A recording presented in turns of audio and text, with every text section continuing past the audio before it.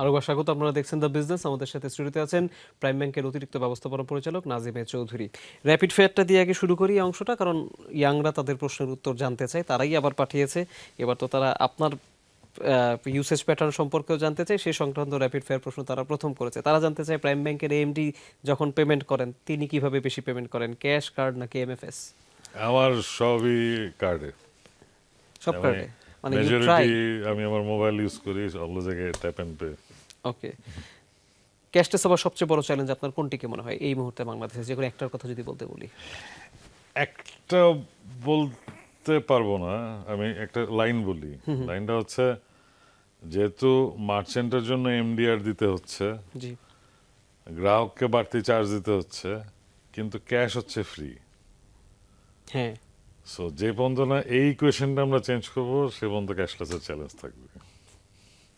Fair enough. পরের প্রশ্ন, আপনার কাছে কি মনে হয় কোনটির ভবিষ্যৎ ভালো, কিউআর কোড নাকি ট্যাপ টু পে? শর্ট টার্মে ট্যাপ, লং টার্মে কিউআর। ওকে। 4 নম্বর প্রশ্ন, ক্রেডিট কার্ডের কোন ইস্যু নিয়ে সবচেয়ে বেশি গ্রাহকদের অভিযোগ আসে?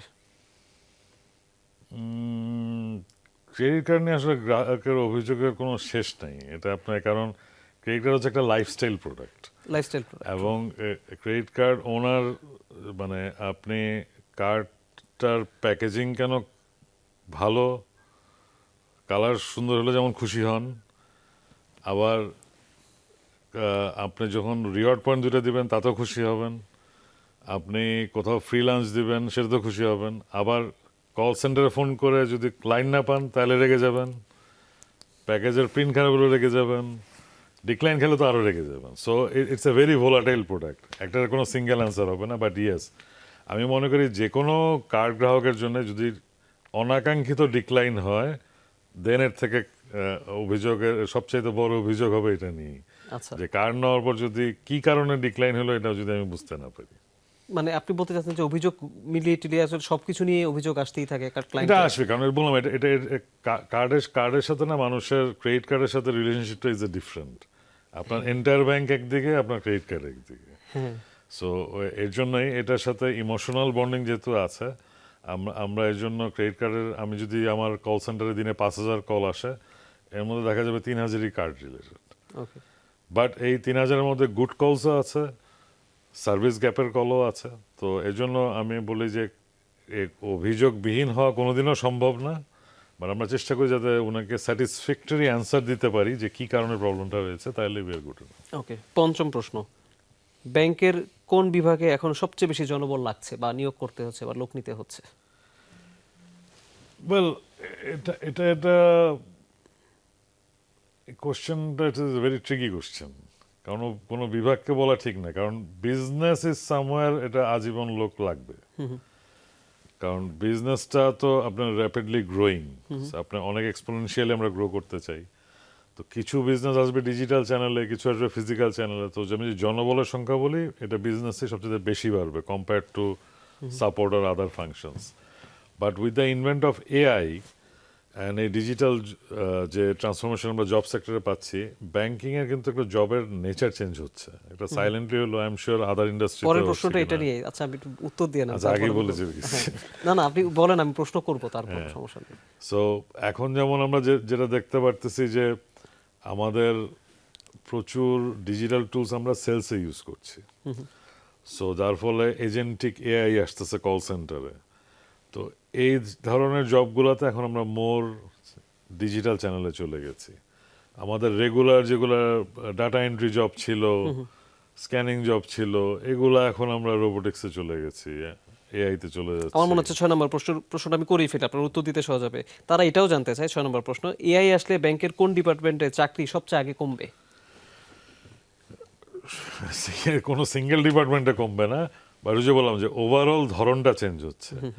যে ধরনের কাজ রুটিন, যেগুলাতে কোনো মস্তিষ্কের ব্যবহার নাই, যেগুলা রিপিটেটিভ জব, এগুলা মোর ডিজিটাল হয়ে যাবে।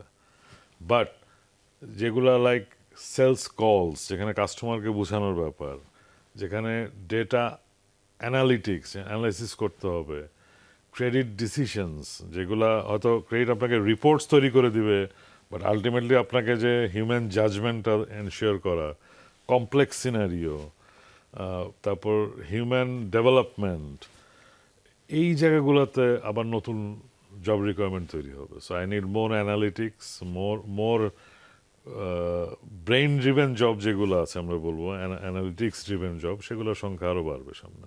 ওকে, ফেয়ার এনাফ। দুইটা প্রশ্নের একসাথে উত্তর আমরা নিলাম। 7 নম্বর প্রশ্ন, এটা আপনার নিজেকে নিয়ে। ব্যাংকার হিসেবে আপনার নিজের সবচেয়ে বড় সাফল্য কোনটিকে মনে হয় আর ব্যর্থতা কোনটিকে মনে হয়? ব্যাংকার হিসেবে সবচেয়ে বড় সাফল্য যে এতদিন চাকরি করতে পারছি।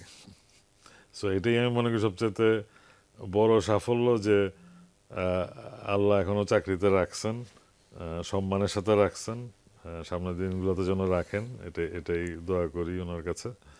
আর ব্যর্থতা সবচেয়ে ব্যর্থতা হিসেবে বলি না, বাট আমি মনে করি যে আমাদের আরও অনেক কিছু করার ছিল বা আরও কিছু আমরা করতে পারি। আমাদের দেশে যে ব্যাংকিং সেক্টরটা, যে আমরা 50 বছরও এখনও কেন আমাকে শুনতে হয় যে 50% ব্যাংক, বাকি 50% কেন এখনো আনব্যাংক। তো 50 বছর, 52 বছর, 53 বছর পার হয়ে গেছে আমাদের। তো এতদিন পরে এসেও যখন আমাদের এই নাম্বারে যদি শোনা লাগে যে 50% কেন আনব্যাংক, তখন অ্যাজ এ ব্যাংকার মনে হয় যে দ্যাটস মাই ফেলিয়ার, যে আমি এই দেশটাকে আরও বেশি কেন ব্যাংকেবল করতে পারিনি, আরও কেন বেশি ফাইন্যান্সিয়াল ইনক্লুশন আনতে পারিনি। তো সামনের দিনগুলোতে এই গ্যাপটা পূরণের চেষ্টা করছি। নিঃসন্দেহে। পরের প্রশ্ন, এটা খুব ইন্টারেস্টিং একটা প্রশ্ন। ভালো কর্পোরেট লিডারের শত্রু কি? কে না কি? আমি মনে করি কমপ্লেসেন্সি, একটু বুঝিয়ে বলেন। আত্মশ্লাঘা মনে হয় বাংলা এটা, মানে নিজেকে ওভার কনফিডেন্স, ওভার কনফিডেন্স বা হ্যাঁ কাইন্ড অফ ওভার কনফিডেন্স বলতে পারেন, নিজেকে ওভার ভ্যালু করা। ওভার ভ্যালু করা। কারণ আজকালকার যুগে আপনি you have to be, everything is changing everyday, you have to be constantly changing yourself as well. আপনাকে শিখতে হবে নতুন জিনিস, নতুন স্কিল শিখতে হবে, আদারওয়াইজ আপনি টিকতে পারবেন না। সো এখানে আমি বড় লিডার, ভালো লিডার ভাবার কোনোই সুযোগ নেই। ওকে, যে কোনো সময় সেটা পরিবর্তন হয়ে যেতে পারে। Yes. 9 নম্বর প্রশ্ন, অনেক প্রেশার সিচুয়েশনে ভালো সিদ্ধান্ত নেওয়ার সহজ কৌশল কি?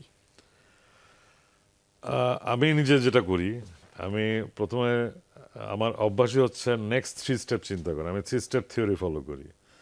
আমার যখন কোনো ডিসিশন নিতে আমি চিন্তা করি, আমি যদি এই কাজটা করি এইটার আর কি কি সিনারিও তৈরি হবে, সিনারিও 1, 2, 3.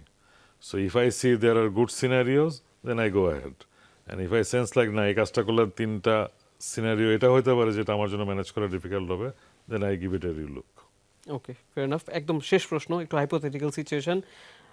ধরুন আগামী 5 বছরে ফিজিক্যাল কার্ড ব্যবহার অর্ধেক হয়ে গেলে আপনি কি করবেন? আপনি কি কার্ডে ইনভেস্টমেন্ট কমাবেন, না নতুনভাবে অন্য কোনো ধরনের প্রোডাক্টে ইনভেস্ট করবেন?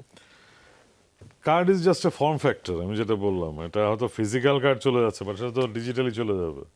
সো আমরা হয়তো এটাকে কার্ড না বললে অন্য কিছু বলবো, but product will remain the same. It's an unsecured loan that is given with a 45 days credit limit, free period. So product will remain, form factor change হবে। সো এটা নিয়ে চিন্তার কিছু নেই। ওকে, আমরা র্যাপিড ফায়ার অংশটি শেষ করলাম। আশা করি যাদের যে উত্তর দরকার তারা সেটি পেয়েছে।